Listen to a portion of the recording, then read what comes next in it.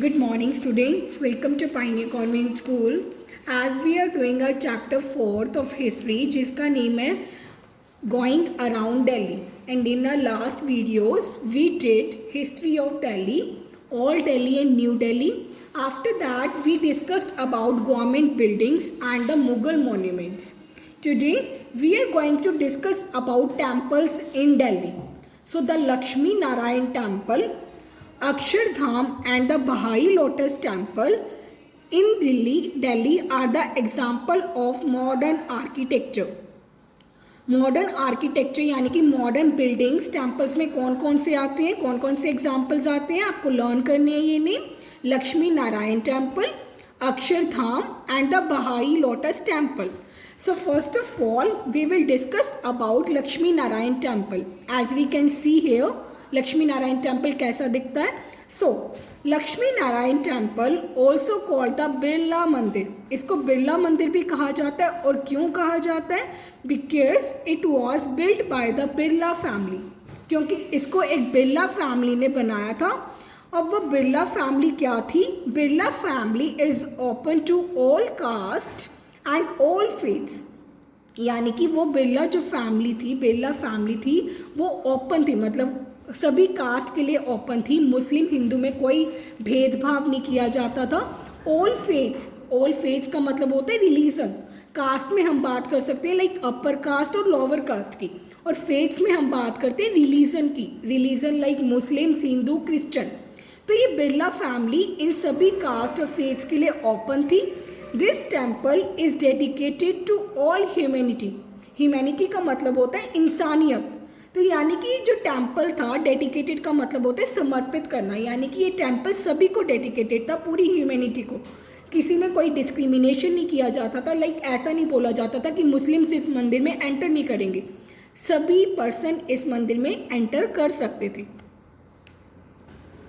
Now second is lotus temple. As we can see the picture of lotus temple here. The Bahai temple also called as a lotus temple. अब lotus temple का दूसरा name है, आपको ये भी learn करना होगा. क्या नेम है वो? बहाई टेम्पल. अब ये कहाँ पर सिचुएटेड है, कहाँ पर बना हुआ है? It is situated in south Delhi. ये साउथ दिल्ली में सिचुएटेड है. It is shaped like a lotus. और इसकी शेप कैसी है? लोटस की तरह. हम देख सकते हैं इस पिक्चर में भी लोटस की तरह इसकी शेप है. And it has been built by the Bahai community. Community मैंने आपको एक चैप्टर में भी बताया था. क्या होता है community? A group of people. Society की बात कर सकते हैं हम जहाँ पर.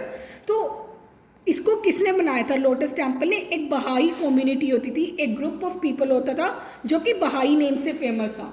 और ये जो बहाई कम्युनिटी थी, ये क्या बिलीव करती थी कि सभी रिलीजन के बीच में यूनिटी होनी चाहिए, किसी में कोई भेदभाव नहीं दिखाती थी वो. So this is about Lotus Temple. Now last one is places of homage. Homage का मतलब क्या होता है? जब हम किसी को स्पेशल ऑनर शो करते हैं, रिस्पेक्ट शो करते हैं, उनके प्लेसेस के बारे में डिस्कस करेंगे. So in places of homage, first of all we are going to discuss about Rajghat. Here is a picture of Rajghat. We can see here. Rajghat is on the bank of the legendary Yamuna river. अब राजघाट कहाँ पर located है? Is on the bank यानी कि किनारे पे. किसके किनारे पे? Legendary Yamuna river which flows past Delhi. अब ये जो यमुना रिवर थी, ये दिल्ली के पास्ट में फ्लो करती थी, बहती थी. कहाँ पर? दिल्ली में. It is a resting place of Mahatma Gandhi. Resting place का मतलब होता है यहाँ पर महात्मा गांधी जी की समाधि बनी हुई है. The memorial stone of Gandhi is square in shape. अब जो गांधी जी का मेमोरियल स्टोन है वो किस शेप में? स्क्वेयर शेप में. As we can see here, this is the memorial stone of Mahatma Gandhi and it is made of black stone. ये किससे बना हुआ है? ब्लैक स्टोन से बना हुआ है. His last words. यहाँ पर किसकी बात हो रही है? महात्मा गांधी जी की बात हो रही है. उनके लास्ट वर्ड्स क्या थे? हे Ram are inscribed on it. Inscribed का मतलब होता है डेकोरेट. यानी कि इनकी जो ये समाधि है जो कि ब्लैक स्टोन से बनी हुई है, इस समाधि पे हे राम जो उनके लास्ट वर्ड्स थे वो लिखे हुए हैं, इससे डेकोरेट किया हुआ है इसको. So this is about Rajghat. Now second is Shantivan. Shantivan is a place where India's first Prime Minister Jawaharlal Nehru was cremated. Shantivan वो प्लेस है जहाँ पर जो हमारे इंडिया के फर्स्ट प्राइम मिनिस्टर थे, उनका नेम क्या था? जवाहरलाल नेहरू। उनका वहाँ पर अंतिम संस्कार किया गया था। A tombstone has been erected at his funeral place. Tombstone का मतलब ही समाधि होता है, तो यानी कि इरेक्टेड का मतलब होता है क्रिएट करना, और फ्यूनरल प्लेस जहाँ पर उनका अंतिम संस्कार हुआ। तो एक टूम्बस्टोन बनाया गया वहाँ पर, कहाँ पर? जहाँ पे उनका अंतिम संस्कार हुआ था। The area is a beautiful park. जहाँ पर जिस एरिया में उनका टूम्बस्टोन बनाया गया था वो एरिया एक बहुत ब्यूटिफुल पार्क है।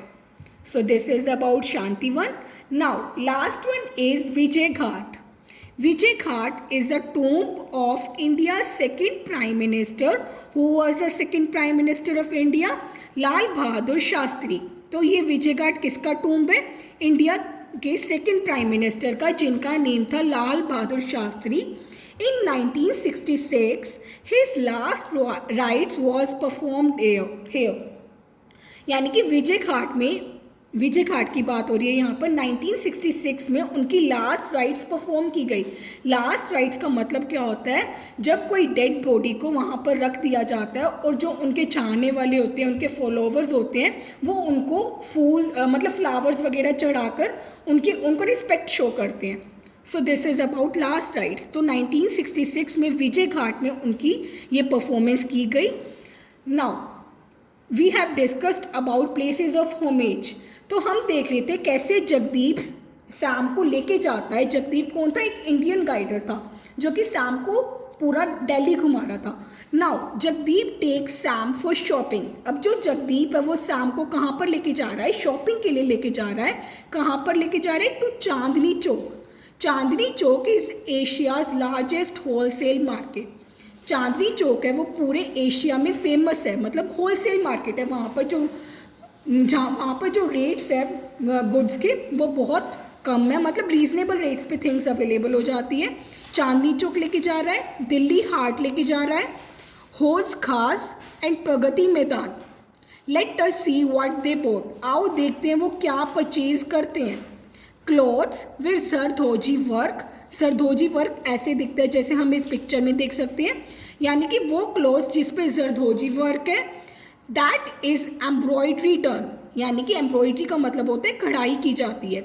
और किससे की जा रही है? विद गोल्डन थ्रेड, यानी कि गोल्डन थ्रेड से जो कढ़ाई की जाती है वो सरदोजी वर्क के क्लॉथ्स। एंड ज्वेलरी विद मीनाकारी, और jewellery meenakari. As we can see here, this is the jewelry of Meenakari and art of enameling. Enameling is one of the oldest and most precious crafts in watchmaking. यानी कि जो art था किसका? एनेमलिंग का, मतलब ये बहुत पुराना और प्रीशियस क्राफ्ट है। So here our chapter is completed. Please watch my all videos related to this chapter carefully. If you have any problem, then you can call me in the evening between 6 to 7. Till then, have a good day.